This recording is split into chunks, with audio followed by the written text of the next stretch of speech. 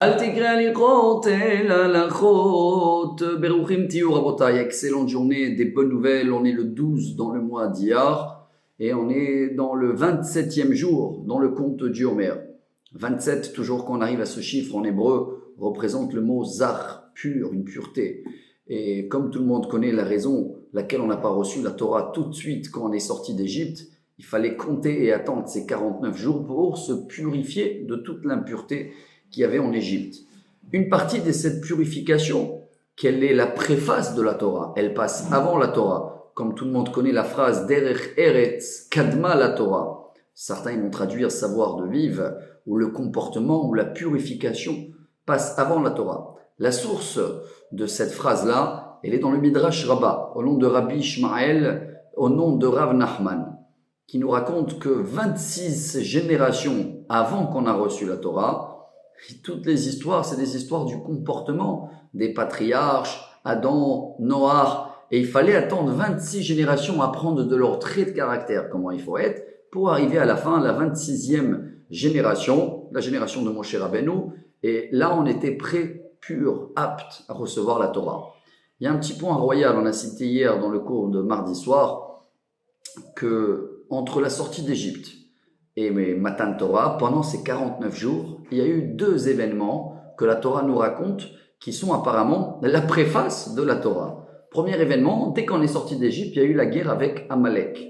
Deuxième événement, Yitro, il arrive et tout le monde, ils vont l'accueillir, ils font un grand repas.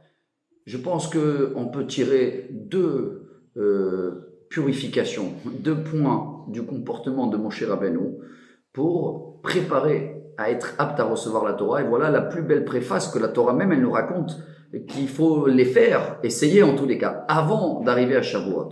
Le premier point, quand on devait faire la guerre avec Amalek, Moshe va dire à Yehoshua, Behar lanu anashim, va nous choisir des gens pour faire la guerre.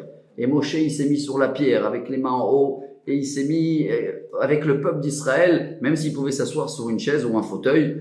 De là, on apprend pas je vais choisir, je vais faire.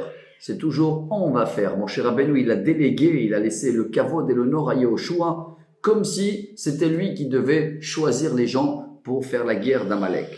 Deuxième point royal, quand Yitro il est venu, c'est vrai, c'est le beau-père de Moshe Rabbeinu, non-juif, idolâtre, quel respect, comment la Torah nous raconte, Moshe, Aaron, ses enfants, tout le peuple d'Israël, ils sont partis pour l'accueillir. Ils sont prosternés devant lui, Vaishtachavulo. Moshe Rabbeinu a écouté les conseils de Yitro à la lettre, même s'il pouvait dire, excuse-moi, ça va, je connais mon peuple, ça fait longtemps que je suis avec eux, je suis en dialogue avec Dieu. Malgré tout ça, il se plie et il écoute tout ce qu'il dit Yitro. De là, chers amis, si on veut apprendre aujourd'hui à être beaucoup plus pur, on doit comprendre que chacun autour de nous, d'abord, il a un message. On doit écouter, on doit apprendre de chacun. Et surtout, après, je ne vais pas dire j'ai fait, j'ai appris. Non, on partage même ce message que je viens de dire. C'est au nom du Rav Neventzal, le grand rabbin de la vieille ville de Jérusalem. Et venez, on va essayer toujours de plus déléguer, de plus faire confiance, de pas prendre tout le pouvoir et le respect et l'honneur pour nous. Et on apprend de chacun. Voilà la préface de la Torah. Voilà ce que la Torah nous raconte qui s'est passé pendant ces 49 jours. Et aujourd'hui, dans la journée 27, la journée pure, voilà encore une petite étape pour être plus pur, plus prêt, Bezrat Hashem, à recevoir la Torah. Excellente journée à tous.